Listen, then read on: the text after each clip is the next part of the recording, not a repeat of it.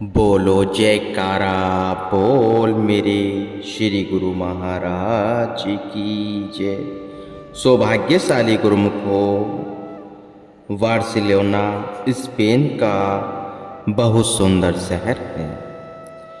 10 वर्ष की लंबी अवधि के पश्चात श्री प्रभु जी ने जब यहाँ कृपा की तो प्रेमियों की खुशी की कोई सीमा न रही।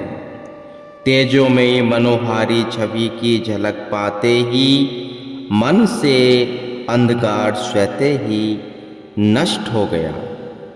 अंतरात्मा दिव्य प्रकाश से आलोकित हो गई। हर प्रेमी के तन प्राणों में एक अनूठी खुशी का संचार होने लगा। कुछ समय पूर्व वहां ओलंपिक गेम्स हुए थे, जिसे देखने के लिए दूर दूर से लोग वहां एकत्र हुए थे। आपने सब प्रेमियों को अपने पास बिठाकर श्री वचनों में फरमाया, जिन ओलंपिक गेम को देखने के लिए देश देशांतरों से यहाँ अनेकों लोग आते हैं, वे केवल मन बहलावे के लिए आए हैं। उन्हें जो सुख प्राप्त हुआ है वह तो काल्पनिक सुख था। उन चीजों में दायमी सुख मिल जाना असंभव है। दायमी सच्चा सुख केवल प्रभु भक्ति से ही मिलता है। जो सत्पुरुषों द्वारा बताए गए युक्तियों अनुसार भक्ति करता है वही सच्चे आनंद को पाता है।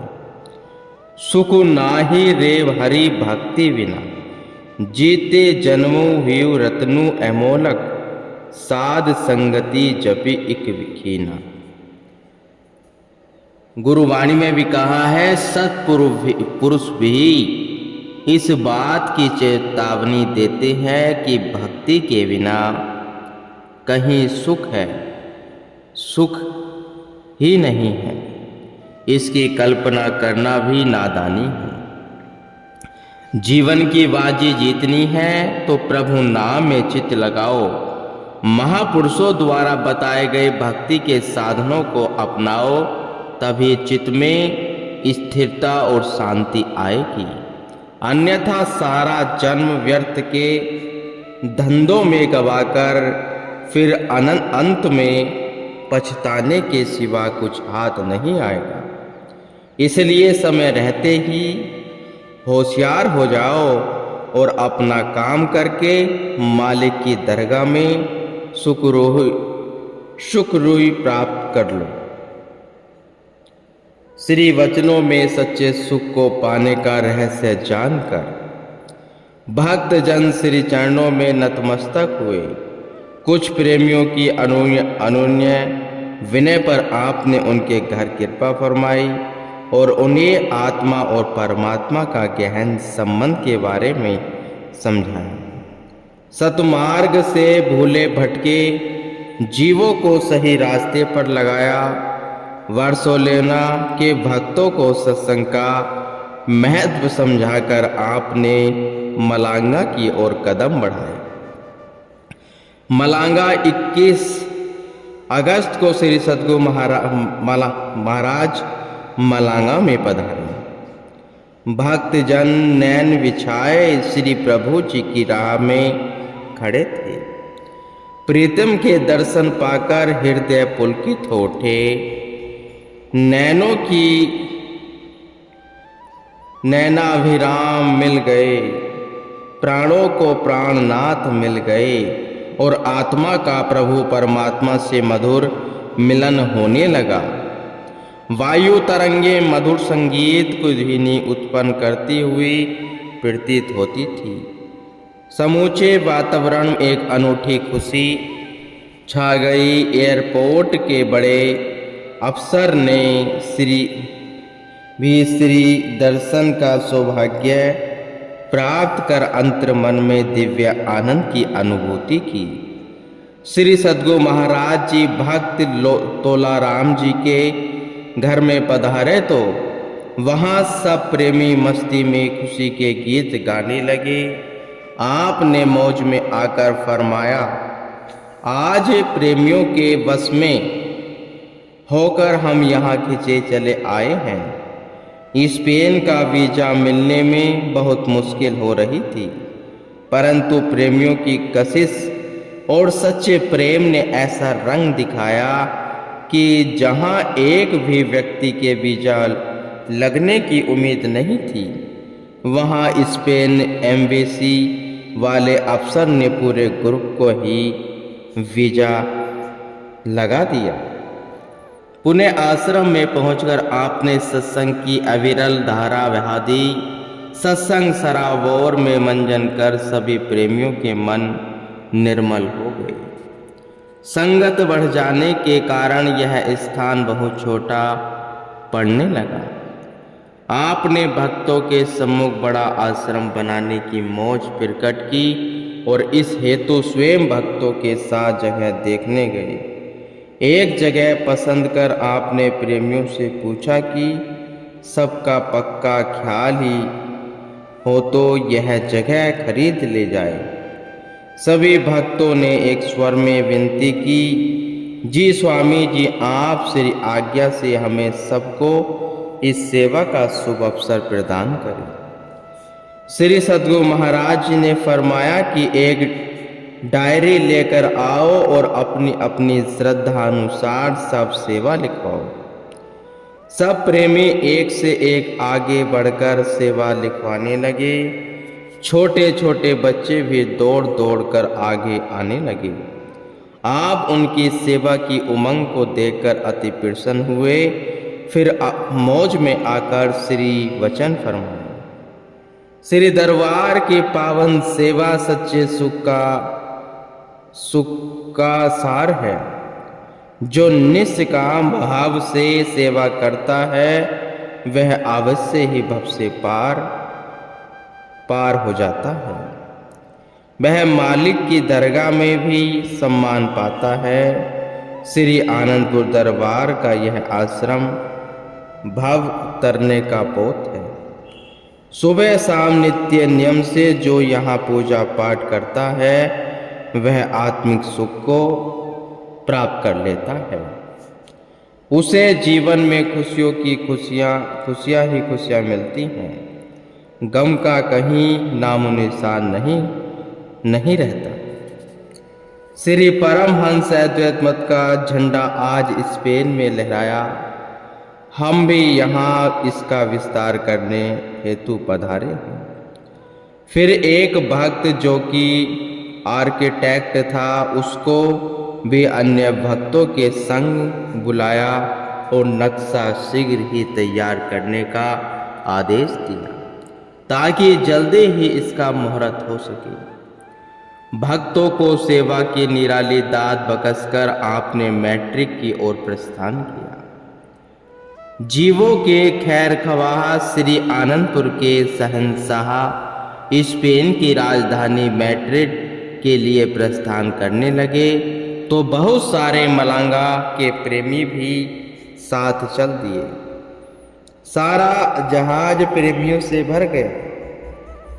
मैड्रिड के भक्तों ने अभिनंदन के तराने गाकर अपने हार्दिक उद्गार प्रकट किए। पुष्पमालाएं और गुलदस्ते भेंट किए। आपने जैसे ही उन प्रेमियों की कुशलात पूछी तो उनकी आंखों से खुशी के आंसू छलक पड़े।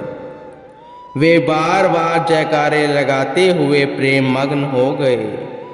मैड्रिड में प्रेमी भक्त की अमृत धारा बहने लगी।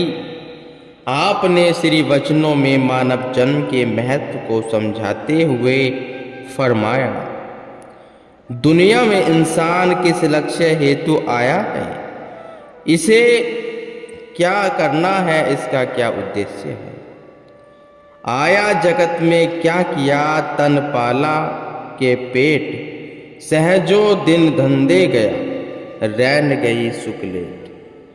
केवल खाने पीने और सोने के लिए यह मनुष्य जन्म नहीं मिला है। मालिक ने तुझे यहाँ भेजा है, उसे कभी दिल से नहीं भुलाना। मनुष्य जन्म एक सीढ़ी है, इससे ऊंचा उठते जाना है। सत्पुरुषों की आज्ञा मौज में चलकर भगवान से मिलना है, और अगर गफलत में समय खो दिया तो बहुत हानि होगी। वैसे तो मनुष्य जन्म का लक्ष्य ही केवल भक्ति करना है। श्वास श्वास में प्रभु का नाम का सुमरण करना है। सभी वेद शास्त्र और ग्रंथों की वाणियां इस बात की साक्षी है। आज के युग में माया का जोर है, इसलिए जीव अपना पूरा समय भजन सुमरण में नहीं लगा सकता। इसलिए कुछ समय भजन बंदगी में लगाना अनिवार्य है। श्री वचनों की अनमोल पूंजी को पाकर मैट्रिक के प्रेमी माला माल हो गए। मनुष्य जन्म की दुर्लभता को जानकर उन्हें आत्मबोध हुआ। नाम के प्रति प्रीत बढ़ी, विचारों में सजगमगता आ गई और उन्हें भक्ति की अनमोल संपदा लुटाकर अब आपने अमेरिका की राजधानी वाशिंगटन में कृपा फरमाई।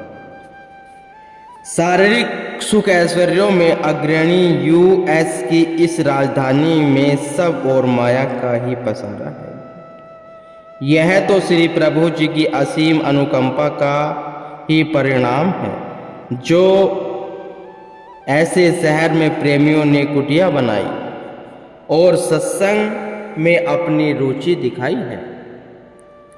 महाप्रभु जी ने भी इसलिए अपने सुकोमल तन पर कष्ट उठाकर 7 समुद्र पार भारत से आकर प्रेमी गुरुमुखों को भक्ति में सुदृढ़ करने के लिए असीम अनुकंपा की। आपकी मनोहारी सुंदर छवि की झलक पाकर प्रेमी जनों के दिलों के तारे खुशी से झंकृत हो उठे। एयरपोर्ट से कार में विराजमान होकर आपने आश्रम की ओर प्रस्थान किया। आपने पिछली बार जब भक्तों के घर कृपा की तो फरमाया था कि जब आप यहाँ कुटिया बनाओगे हम तभी आपके पास आएंगे। श्री वचनों को सिरोधार्य कर उन्होंने कुटिया का भव्य निर्माण किया। उन्हें श्री आज्ञा में चलता हुआ देखकर और भक्ति के नियमों की पालना करते हुए देखकर आपको अत्यंत प्रसन्नता हुई। आपने उन्हें आगाह करते हुए अपने पावन वचनों में फरमाया, यदि मायावी पदार्थों की चाहना करोगे तो वे आपको अवश्य मिलेंगे, लेकिन माया का प्रभाव भी साथ मिलेगा। जैसे कहा है, आग के पास बैठोगे जाकर तो उठाओगे एक रोज कपड़े जलाकर।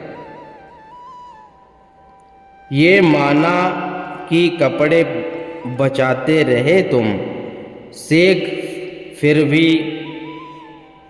भी खाते रहे तुम। इंसान हीटर या आग के पास जाता है तो यह स्वाभाविक ही उसे गर्माहट मिलेगी ही। ऐसे ही जब इंसान माया की ओर पग बढ़ाता है, उसे हासिल करने की चेष्टा करता है, तो उसका प्रभाव अर्थात दुख, चिंता और कलह कल्पना तो मिलती ही है। और उसमें जब इंसान की सुरती फंस जाती है तो अंत में 84 का बोझ भी उठाना पड़ता है।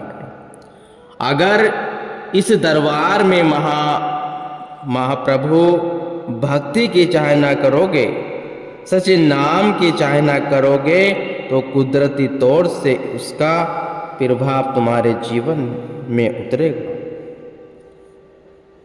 भक्ति का प्रभाव क्या है? जहाँ भक्ति होगी वहाँ आनंद होगा, सुख होगा, शांति होगी। जो इस दरबार में आकर भक्ति मांगेगा उन्हें सुख, शांति और आनंद तो मिलेगा ही, और सबके साथ ही श्री सद्गुरु महाराज जी की कृपा का वरद हस्त भी सदा उनके संग साथ रहेगा। इस प्रकार आपने वाशिंगटन में पधार कर सेवकों को सेवा एवं सत्संग का अनमोल उपहार प्रदान कर दिया। धन्य है प्रभु जिन्होंने ऐसी मायावी देशों में श्री परमहंस अद्वैत मत की ध्वजा फहराकर जिज्ञासु गुरुमुखों के हृदय में प्रेम, भक्ति और सत्संग की सरिता बहा दी। वाशिंगटन से 27 अगस्त को प्रस्थान कर आपने न्यूयॉर्क की ओर रुख किया। न्यूयॉर्क में पहुंचकर श्री प्रभु जी अपनी इलाही मौज में आ गए और 28 अगस्त को प्रातःकाल वहां पहुंचे, जहां सत्संग आश्रम बनाने के लिए 4.25 एकड़ जमीन ली थी। आपने निज कर कमलों से इसकी नींव रखी। सब सेवकों ने प्रेम विभोर होकर जयकारों की ध्वनि से चारों दिशाएं गुंजा दी। आपने सबको कर कमलों से प्रसाद देकर आश्रम को शीघ्र अतिशीघ्र पूर्ण करने का आदेश दिया और फरमाया, यह भवन नहीं और न ही मकान है, यह श्री परमहंसों का मंदिर है। जो इस आश्रम की सेवा में तन मन धन लगाएगा वह अपना लोक परलोक सुखी करके जीवन को सफल बना लेगा।